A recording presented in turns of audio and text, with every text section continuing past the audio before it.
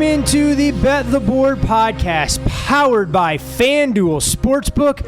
And then there were four teams vying for the national championship in college basketball in New Orleans. I'm your host, Todd Fuhrman, joined as always by my esteemed colleague and co-host, the one, the only Payne Insider. But before we kick things off, I want to remind you about all of FanDuel Sportsbook's great promotions. A brand new $150 instant bonus for new customers. Use the promo code BetTheBoard. You'll sign up for FanDuel Sportsbook, make a deposit of at least $10, place your first bet. Minimal stakes for some of those folks out there who don't want to put too much skin in the game. Get your sportsbook site credit bonus for $150 upon placement. FanDuel has you covered for the national championship and deep into the NBA and Stanley Cup playoffs. And Payne, I'm going to do a good yeoman's work today, and we're not going to talk about the National Football League, but did want to get your takeaway from what you saw last weekend in the Sweet 16 and the Elite Eight. Well, the first question is, we're recording on Thursday, so I'm going off topic already. What was going on yesterday? Where were you? What do you mean, where was I? Big plans? What do you mean? What happened? What do you mean, where was I yesterday? I was around. I figured you were busy. Nowhere to be found. And then the Deshaun Watson deposition tapes leak. Were you part of that? I was not part of that any more than I was privy to the Bruce Arians retirement that we know is carefully orchestrated by the Brady camp. I have no idea about that. None whatsoever. Deserves it, though, if Brady is behind that. Okay. Sweet 16 and Elite 8. You know, we have four really good teams. And I think we'll talk about some of the matchups, obviously, in the two games here. But sad to see Houston go down. They won their style of game against Arizona. And then, Villanova did a pretty good job of keeping them out of transition, keeping them off the offensive glass in the first half. And then ultimately, when you shoot 1 for 20 from three and your opponent is perfect from the free throw line, 15 for 15, it's going to be tough to win games like that. We ultimately saw on the other side of the bracket what happens when undeserving teams advance, and it winds up in blowouts. And that was the one thing. The St. Peter story is fantastic. It's great. But the first three games they played, you lost by an average of 9 points per game in the advanced box score. And odds makers didn't really know how to react. So you got a very short price on UNC at open at 7.5. And a lot of pros laid that. And that's why you saw that game creep out to 8.5. And it was over by the first TV timeout. Up top, Gonzaga goes down. I know John is pounding his chest about that, sent us a nice little DM. But, again, these games, and I keep preaching this, it's like a ton of variance in college basketball, a ton of variance this time of year. When you go into that advanced box score, you see a Gonzaga team that beat Arkansas by double digits. And they not only beat Arkansas by double digits, but they did so despite guys dressed as zoo animals making $319 to referee that game, sending the number one pick to the bench with 8 minutes to go in the first half, and then again in the second half with 5 minutes to go. And Gonzaga missed a slew of wide open threes. Nembhard was not good, and we'll just put that very nicely. Missed a ton of layups and bunnies in the first half, so what ends up happening in the second half? They use him in pick and roll situations, and as soon as he gets by the player being picked, he's not attacking the helper.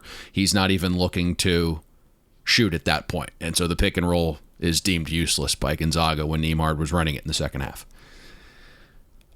And then you get a Duke team against an undeserving Arkansas team, just basically bury them. They fell asleep at the wheel, and it turned into a 5-point game late, but then they stepped back on the gas after the timeout, and they went to Banchero in the post, and I think they scored 7 points off 3 straight post-ups to Banchero, and the game was over again. So we kind of got what we got. I mean, Kansas was good in the second half against a double-digit seed. We said that was the worst region of the entire tournament, and it was. So nothing too crazy. We kind of got what we got in that round. Yeah, I mean, I think the one thing that stood out to me was the rash of poor shooting or good defense, I guess, depending on how you want to try and spin it.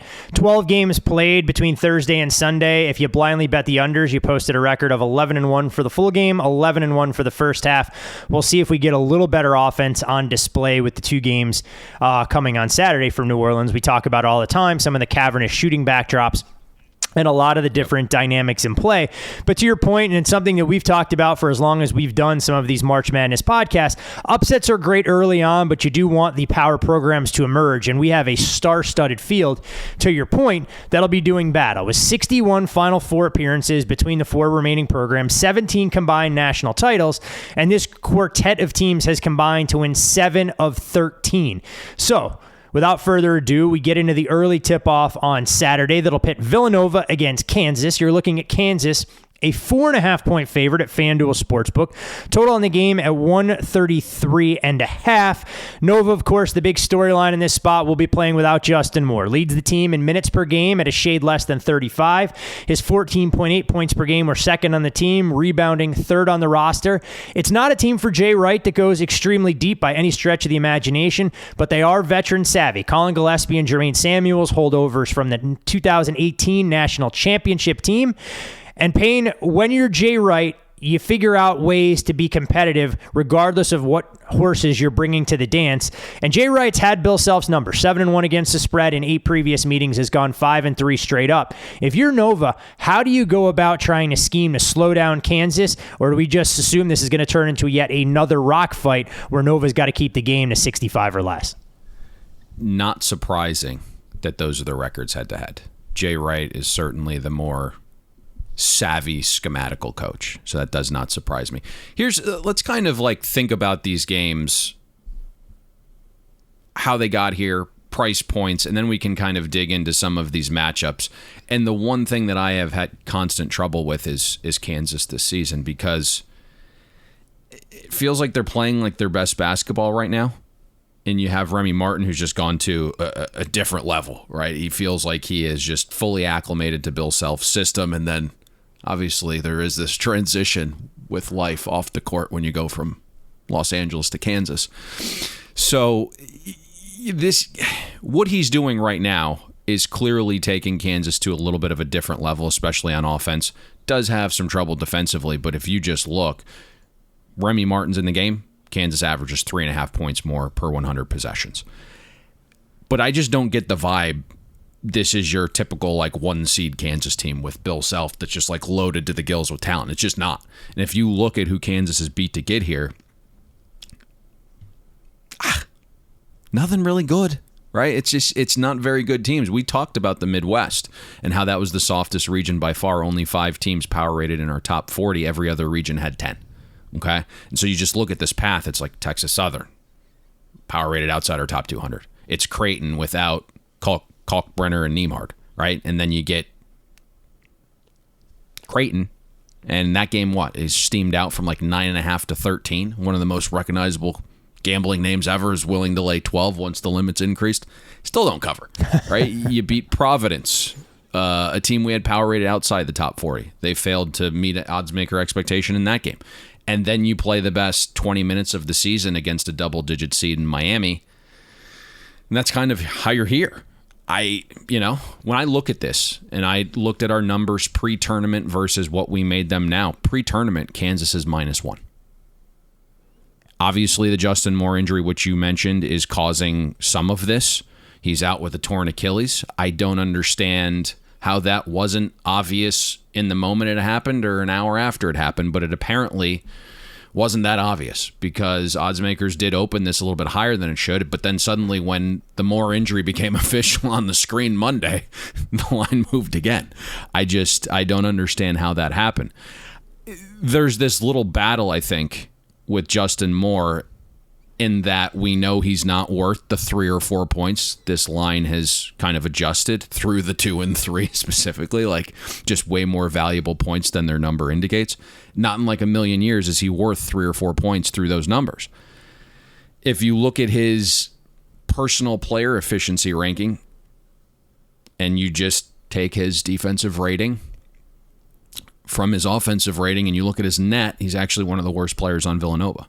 However, we know that's not really the case, and chemistry is key, and when you're playing within a Jay Wright system, it's important to have that chemistry. And I look right now, 4 of the most efficient 5-man lineups Villanova has played this season with more than 60 possessions all feature Justin Moore.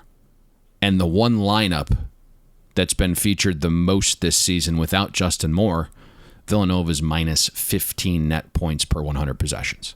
So it's like we understand he's hugely valuable.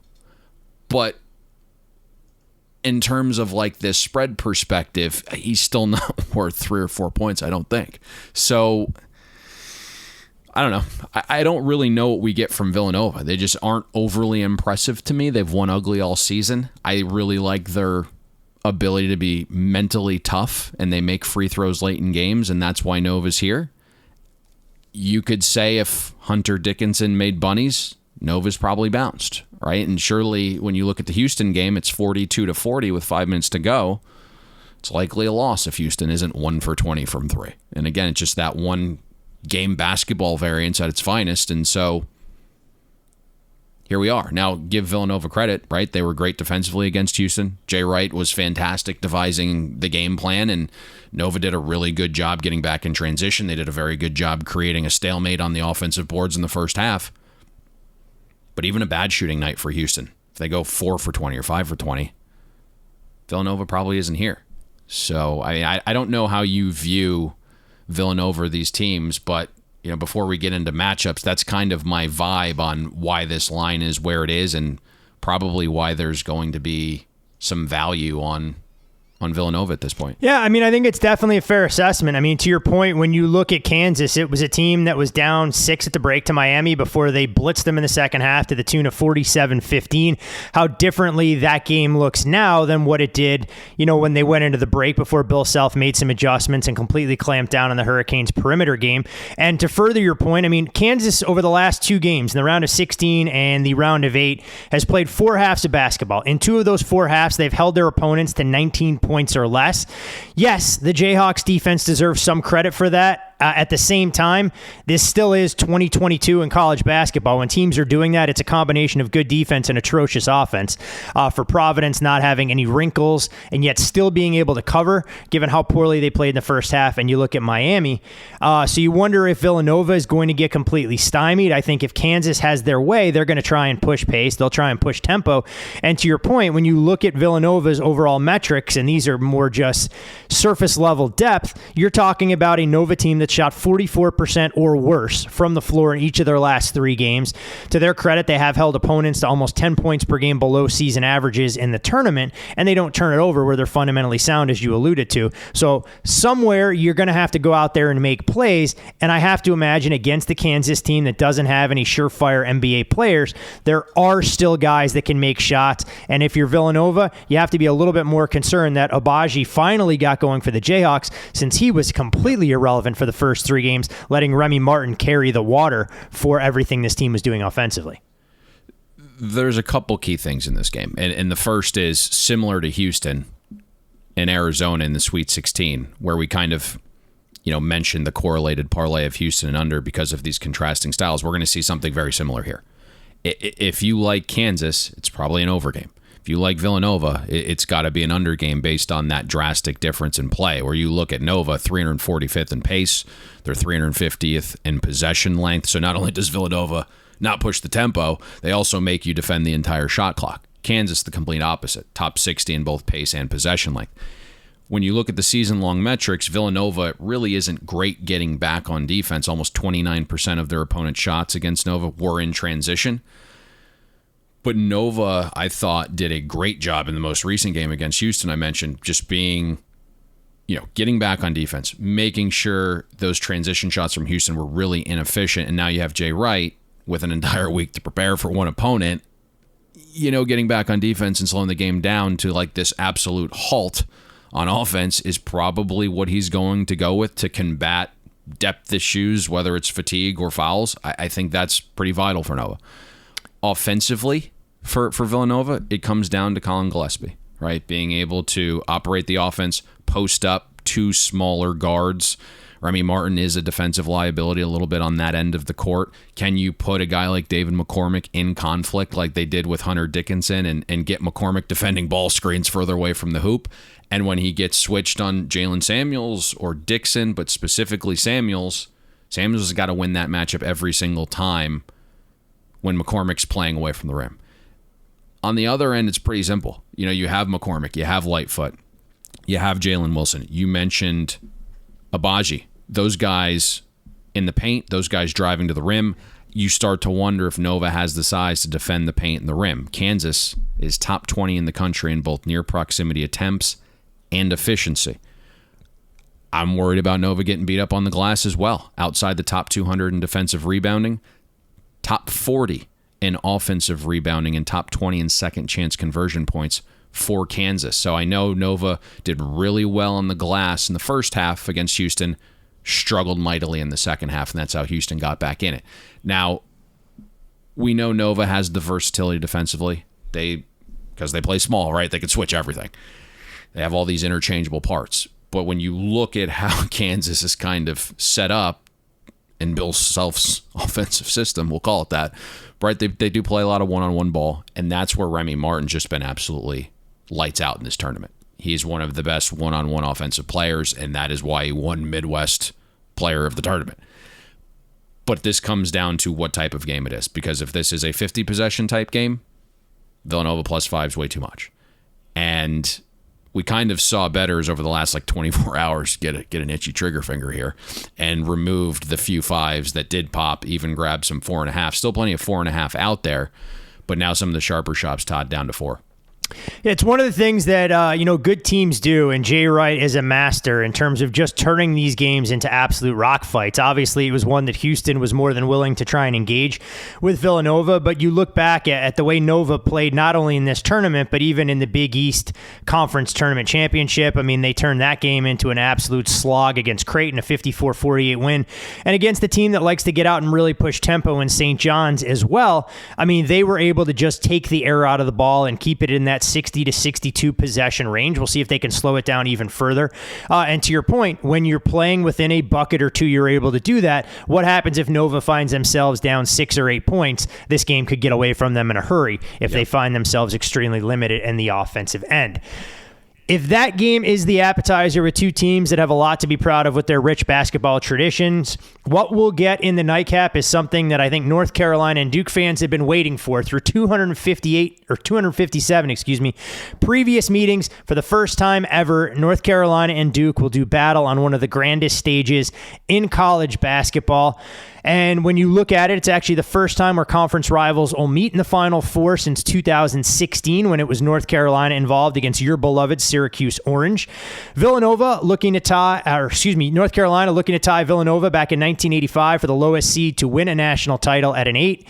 You have to give North Carolina a ton of credit. The last 4 times they've caught points, they've won those games straight up. And you're looking at Duke, a 4-point favorite in this matchup, total 151 at FanDuel Sportsbook. Payne, there's so many different ways to go in this, from narrative to X's and O's to the number. I feel like the number might be the best place to start, given the last time we saw these two teams on the same floor together was in the regular season finale. Now, it was a Duke home game at Cameron, but Duke closed an 11.5-point favorite. Here we are on neutral court and more than a 7-point adjustment.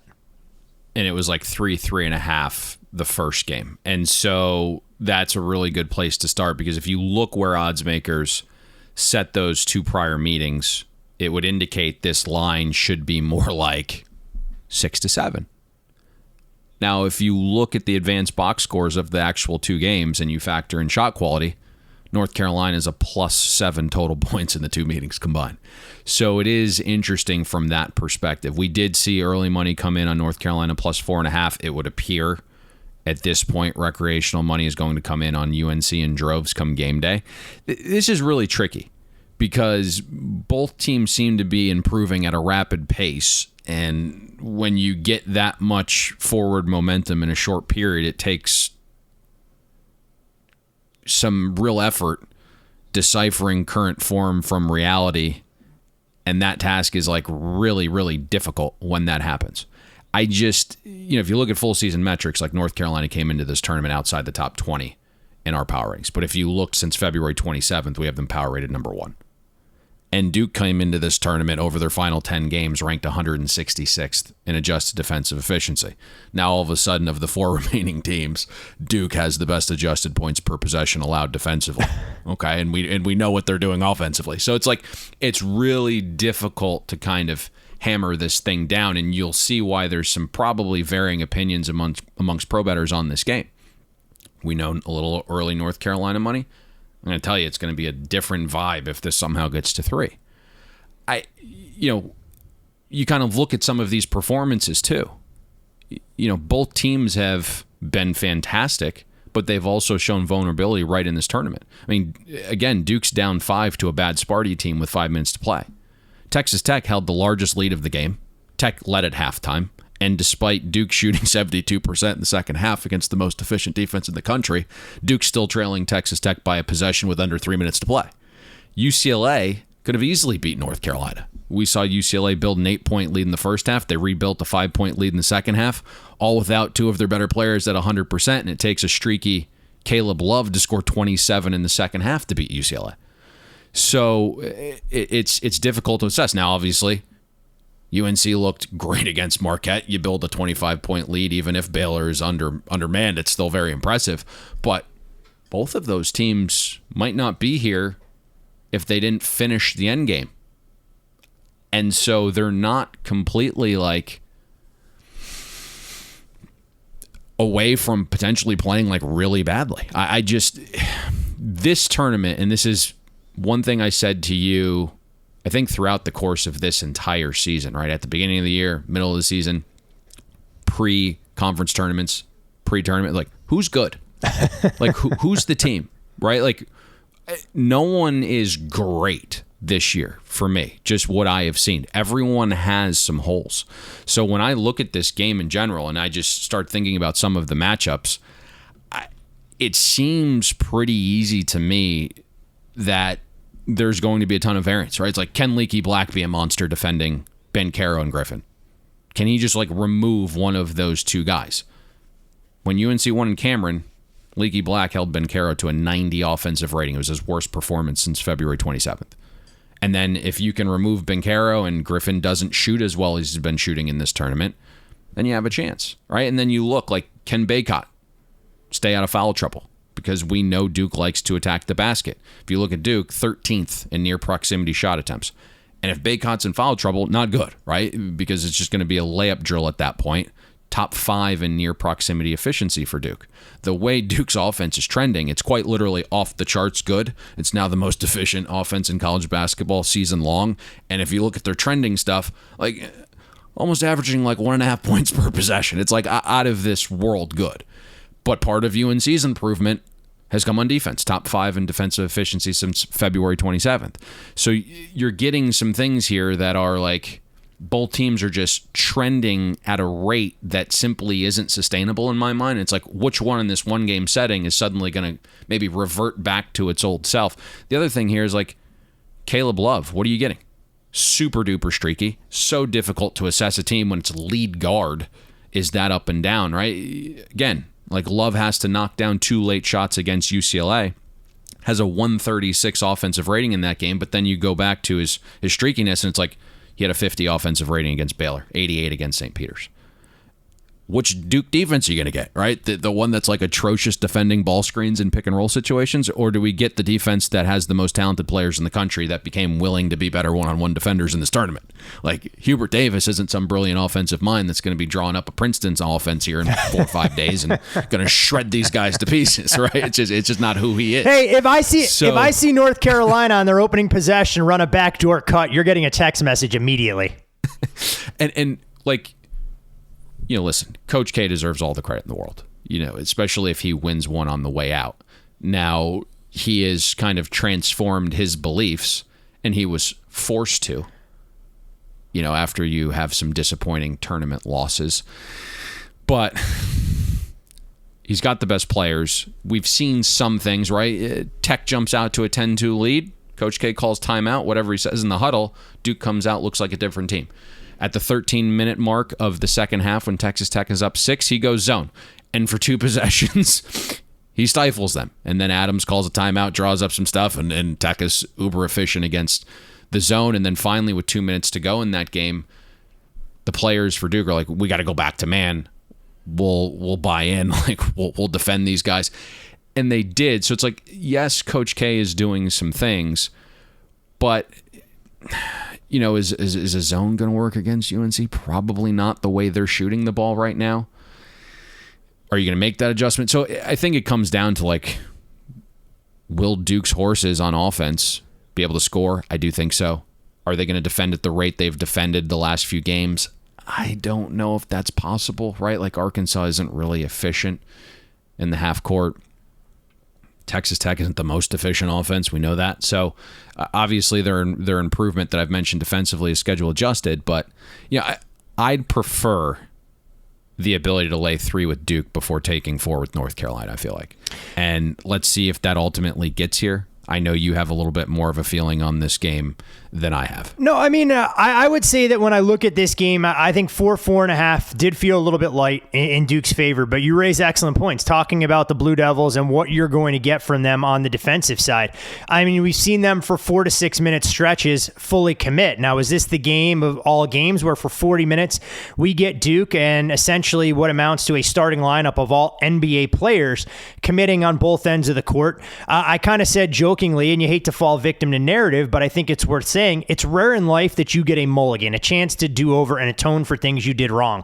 Duke couldn't ask for a better opponent here, not necessarily because I'm implying that North Carolina is weak, but they were called out by their head coach in the wake of ruining his day at Cameron Indoor. Basically, Coach K apologized for how bad Duke was. Here Duke is, you have their full attention, and it's not going to be Duke, and I'm not saying it necessarily was the case in the second half where they were looking past their in-state rival, but if North Carolina thinks that's the kind of Duke effort they're going to get in this spot, they're going to be sorely mistaken. But you do wonder on this stage which team embraces the bright lights, which team can get some of those easy looks on the inside, knowing that cavernous shooting backdrop could be a little bit problematic. And I asked you this to kind of pivot back. If you trust one of these two head coaches to be able to make adjustments, to make changes on the fly, I don't think either one of them, and this may surprise folks, is going to wow you with some of their X's and O's situations. But this may be one of the rare teams in this, other than Bill Self, we're not going up against Jay Wright, where you actually give Coach K a slight edge if he's got to make tweaks at halftime or adjustments against Hubert Davis. Yeah, and he certainly has the staff to assist in that as well, right? Like you can see John Shire's taking a little bit of a larger role just in some of the timeout stuff. I also think one thing that we have seen down the stretch of these games where Duke might not be the better team for the first 35 minutes, all of a sudden you have 4 NBA guys, 5 NBA guys, and it's crunch time. And it's like, in a tight contested game, who do you want to go get that basket? And that's really where Duke's won some of these games. They're very difficult to defend. I will say this, and it's a very much narrative-based, but to this point, we really haven't seen the Coach K tour become a hindrance to the younger players. But you do wonder, now that they're in the Final Four setting, a stage larger than they've ever been on, with not just a championship at risk, but sending out Coach K the right way, and you have Ben Caro yelling out he's the GOAT in the presser. You do wonder if that causes some clam up. Because North Carolina, to me, is kind of playing with house money here. And you hate to say it, right? It's a blue blood. Yeah. There's a championship on the line. But 4 weeks ago, no one expected North Carolina to be in this spot. Yeah, it's so fascinating because you do wonder when you watch Coach K's body language in the wake of that comeback against Michigan State. It was almost like, all right, this isn't going to be a full-blown disappointment. We're going to get to the second weekend. And Duke never appeared rattled. I mean, even when they got down against Texas Tech in the pressure-packed moments, I mean, they didn't miss a single field goal over the final 8 minutes. You look at the game against Arkansas, I don't think they were ever really tested by the Razorbacks. And you have to imagine that, all right, maybe the worst is behind them. This team realized realizes what they can accomplish in front of them.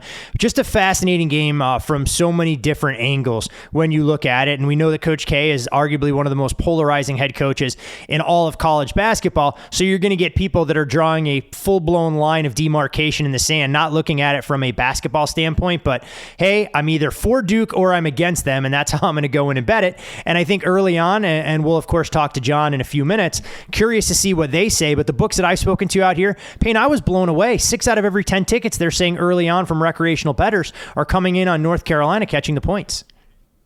Yeah, that is a little surprising to me, but kind of back to your point, obviously Coach K is very polarizing and Duke is very polarizing, so you either love or hate him and that school. But at this point, like, you have to give him credit, right? Like, I don't know if he's the Belichick of college basketball, but if he wins a championship here, that's just another notch on the belt. And obviously, we get to these points where coaching certainly matters, and we can kind of see what you're doing out of timeouts. We can see what you're doing game plan wise. We can see the adjustments you're making at halftime. And certainly Coach K isn't the best at those things at this juncture in his career, but at the same time, for everyone like yelling and screaming, I love to see the old Yale offense here, there is not an ability for one and done players to be taught that. You run that stuff because you're recruiting guys that are going to be at your school for 3 and 4, and even over the last few years, five seasons, right? Your ability to kind of run this perfect offense that everybody would love to see, or at least the naysayers would love to see from Duke, like, just isn't a thing. And so it's never going to look that picture perfect pretty. And so you have to be able to be cognizant enough to understand that, right? That we're not going to take like Griffin and Ben Caro and just like teach them the Princeton offense in 3 months. It's just not going to happen. Nope. You give the ball to your best players. You roll the ball out there and tell them to go make shots on the biggest stage, and we'll see exactly which of these 4 teams find a way to ultimately cut down the nets on Monday night. You've heard enough from us breaking down a tandem of big games. Time to get a fresh perspective on exactly what we may see unfold in the Final Four. He's joined us throughout the course of the NCAA tournament. You, of course, can follow John Sheeran on Twitter. That's at JSheeran, SHEERAN1981. And John, we were very critical of some of your strong assessments that were anti-Gonzaga going into the round of 16. The floor is yours, my friend, to take that victory lap and tell Payne and I to shove it, along with anybody else that believed this was finally going to be the iteration of Mark Few's bunch that could cut down the nets and win that elusive national title. No, that's not my style, Todd. You throw enough mud, some of it sticks to the wall effectively, and that's all we did. Look, they were, I think, exposed in the game, but yeah, a lot went Arkansas's way, and it's nice to see someone else. John, because I record this podcast prior to what you thought was recording, that was all recorded. This isn't even recording. Tell us how you really feel about Gonzaga, and specifically Chet Holmgren, because we're going to have a side bet on him, it sounds like. Yeah, look, I'm just not a fan. I think he's obviously a unique specimen, but I think physically he's got big issues. I thought he got bullied in a lot of the game. It put him off his game. I didn't think he shot the ball very well at all. And sure, you can talk about his ability at that size to be able to handle the basketball, but if that is an issue in the college sphere, then I can only imagine what his NBA peers will do to him when he gets in there. So unless he can find 60 or 80 pounds in a few months' time, I think he'll be in big trouble. We figure we'll pack it on with a little fish and chips, a little pasta, meatballs. Between the two of you guys as a nutritionist, Chet Holmgren will come rolling into his NBA season about 50, 60 pounds heavier. He'll be an absolute force in the paint. He could fix it with my diet. We'll just get him on the Bryson DeChambeau diet. There you go. I think they test for that kind of thing in the National Basketball Association, but that's a different discussion for a different day. John, with Gonzaga going down, how does your future book look with the 4 remaining teams, knowing that they're blue bloods? We talked about the first podcast earlier. I know it circulated through social media that you guys took some pretty big bets on both Kansas and Duke leading up to the first game of the tournament. Yeah, I mean, that's been exactly it. Nostradamus wouldn't have predicted this last 4 in the same way that better did. We took some pretty hefty bets. I think North Carolina, Duke in particular.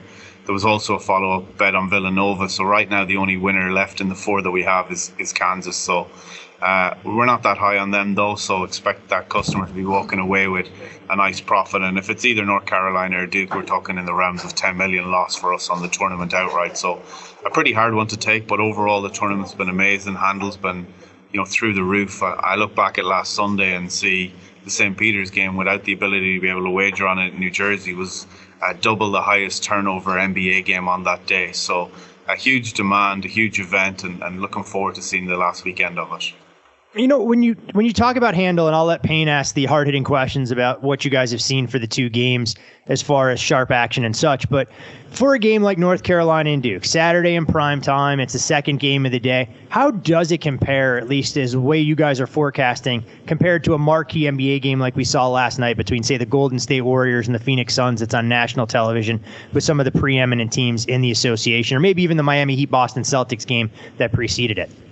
Yeah, I mean, it's bigger. It's almost double, I think, is what we're seeing. Like the numbers we have already for these games this weekend are really, really big. And I think I alluded to it last week, certainly a couple of days out, even bigger than NFL games in the middle of football season. So March Madness is right at the top in terms of importance of an event for us over the month, and the ability to be able to continually drive volume, expand on the product, innovate over the next year or so. We have that new model that I alluded to this year, and we'll have a better version of that for next year. And I think it's only onwards and upwards for the collegiate sports, and particularly the high-profile events like football playoff season and March Madness. John, I asked you on the opening round podcast, I'll put your feet to the fire again here now that you have a little bit more data, and how much money do you think you guys are going to take on March Madness as a whole? Our listeners like that big round number. It's juicy. I don't have the number, and I can easily get it, but I think the first round was twice as big as the Super Bowl in terms of handle. Like that's how much demand there is there for the tournament. Like I said, I think something in the realms of $16 million in handle for the St. Peter's game without the ability to be able to bet on that in its own state. That's absolutely insane. So yeah, you're talking huge numbers on these games. I think we have, probably $2 million in handle on some of the weekend's games already. Have you guys seen an uptick this week in terms of player props? I mean, I know there's different ways to attack these markets, and certainly some people are still entering some of the futures markets with 4 teams remaining, but sometimes kind of pulling out a specific player to score the most points for the remainder of the Final Four, or be the most valuable player in the Final Four, whereas opposed to taking someone like Duke on the futures price at like plus 150, you can get Banchero at 3-1 some places to be the MVP of the Final Four. Have you seen an uptick in action at all this week in terms of player props? Yeah, I think that's right, and I think it's expressed in the exact manner that you mentioned. We talk about it all the time in the money line in the Super Bowl and the quarterback and the correlation between those two things, and how you can often get a lot of value, particularly when it comes to the more explosive quarterbacks, because the correlation is so high. And certainly people are targeting us on those spots. There's also more room for us to make slight errors there and offer people a bit of closing line value on top of that added correlation that I alluded to. So there's certainly been a lot of demand for player-related markets, not just the futures, but also the player statistics in the game. And we've seen decent interest already in rebounds and points already at this stage for both of the weekend's games. Makes complete sense. And when we talk about both those games, have you seen anything on either that is sharp side or total, or something that you think that you're going to have a ton of liability on that you'll be rooting for potentially? Not really. I mean, the lines really haven't fluctuated that much. The guys have a pretty solid opinion on the teams. Obviously, at this stage, I think Kansas not really that high on. So I think in our futures, you'll probably see us slightly favoured Duke in against the market. Volume's been high though. Pretty good spread so far. North Carolina probably been the most popular one, about a ratio of 2-1 in terms of tickets that we've written on the money line for that. We're getting enough two-way action, I think, on both games for neither of them in isolation to be that big of a risk or exposure from our perspective, obviously outside of the futures that I mentioned already. Interesting. We were getting some rumblings that North Carolina may see some increased action from the public come game day. For our loyalist of listeners that listen right away, There is an NIT championship this evening in Madison Square Garden, your backyard. Are you going to the game? And have you seen anything on that between Xavier and Texas A&M? Am I going to the game? I'm certainly not going to the game. I actually would like to, but not when I get away at home with. Unfortunately, this time around, I keep my bullets for the more meaningful ones, and I'm not going to waste one today. Out of Can only win so many wars. Exactly. Yeah, look, we've seen some sharp money. I think for Xavier this morning, we're -4. Most of the market is at 4.5. We're getting plenty of A&M action at 4. But I think the information from that wager this morning is probably enough for us to be comfortable there. If you can grab the 4.5 out there with Xavier, I would suggest that's probably the sharpest bet we've seen this week, and something you should try and tail if you can get it. Are you replying to Clancy's email that he sent? Makes complete sense. Todd, anything on your end? No, I mean, I think, hey, look, I mean, there's 2 marquee games with 4 of the biggest blue blood programs out there that have showed incredible form. And to hear those numbers, John, that you share, how the NCAA tournament compares to the Super Bowl, just simply staggering on a variety of fronts, speaking to the growth of the sport and how it's an activity, it's more or less, that people don't follow for the better part of 4.5 months, yet they all want to be experts and put their money to good work for them. To kind of lay out the sports calendar, and when you look at the NCAA tournament culminating, we know we get into the dog days of summer down the road, but the NBA playoffs, Stanley Cup playoffs, does the focus shift in the office for you to primarily football and trying to create a lot of those unique football markets coming up with the draft looming about a month down the road? Yeah, I mean, it's a different responsibility for different sections of our team, and I think most of the focus is certainly on college basketball right now. The NBA playoffs are a big part, and we've seen the kind of increased desire around the NBA. Markets, futures, draft is coming up as well, so there's always something to keep them occupied. Certainly looking at things like season-long win totals for the NFL, and I expect them to be there imminently. So, yeah, can never prioritize NFL enough. It's simply amazing. I remember when you used to long for the days behind the counter until you got to the Major League Baseball All-Star break, or at least the culmination of some of the spring sports. There was a little bit of downtime. It doesn't appear to be the case in the sports betting industry, especially with the way that we are trending. John, can't thank you enough for your contributions, like we say all the time, not only during the football season, but for stepping in as well throughout the course of the NCAA tournament with these 3 shows. And I'm going to really put the pressure to you, because we're going to do an NFL offseason podcast that we've told our listeners about on May 5th leading up to the Kentucky Derby. But because Payne and I know absolutely nothing except about cleaning shit out of stalls when it comes to the horse races, we may have to make you our horse racing expert to break down the Derby, the Oaks, and maybe try and find a winner or 2 on the undercard for us that weekend. Yeah, I'd love that, Todd. I don't keep close enough to it, so I'd love the opportunity to spend some time and have a reason to look through the form book a little bit, and always look forward to the Derby. It's an incredible event and card, so yeah, more than happy to join. Well, we will hold you to that, and again, you can follow John Sheeran on Twitter. That's at JSheeran, JSheeran1981. John, best of luck this weekend, and enjoy the final 3, or I guess 4, since Payne through the NIT, and meaningful college basketball games this season. Appreciate it, guys. Thanks. Looking forward to it. Payne, of course, we had to give John the opportunity to take the victory lap, because he did say, and he was steadfast in his belief, that he was never going to buy into the Gonzaga hype, and some of his pessimism was rewarded a lot earlier than we anticipated. Would us like to see him sweat with some of that futures liability into this coming weekend? He won't be happy with a Duke-Kansas final. That's for sure. Doesn't sound like. A couple. We know those were the 2 big future bets he took prior to the tournament. So he's going to have a sweat either way. He's going to be rooting for one of the 2 to lose in the Final Four, and then he's going to be rooting for the other to lose in the championship game. Everybody wants to make a buck or 2, and should be great. But I can't thank John enough for his contribution, stepping in with us for all 3 college basketball podcasts. We know he's an NFL guy through and through, so taking him out of his comfort zone a little bit, can't thank him enough for all that. But Payne, it almost feels like it becomes a sprint with college basketball compared to the marathon that we go through around these parts with the NFL and college football.